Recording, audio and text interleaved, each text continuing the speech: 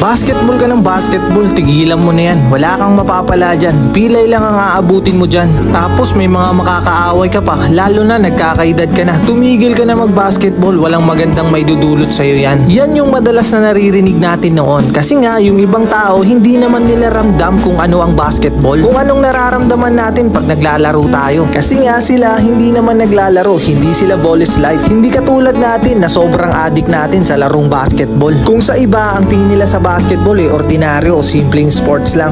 Pero sa atin kasi na tunay na basketball is life, ito yung pinaka-reliever natin sa stress Ito yung nagpapasaya sa atin. Panandalian din natin nakakalimutan ang mga problema. Pagtungtong natin sa basketball court. Yung saya, yung away at trash talkan kasi ayaw nating magpatalo. Normal naman yun sa basketball. Yun na yung pinaka-love language natin Oo, digmaan at asaran sa loob ng court. Pero after naman yan, isang malupit na bandi. Kasi off the court, parang magkakapatid na tayo. Kung sa ibang tingin sa basketball ay simpleng laro lang. Well, para sa amin, ito ay isang magandang lifestyle. Sa mga kagaya kong mahilig mag-basketball. Pinangarap din namin noon na maging isang sikat na basketball player. Ngayon, nasa papawis na lang at tapos na sa pagalingan. Hindi lang natin mabitawan kasi sobrang mahal natin ang basketball.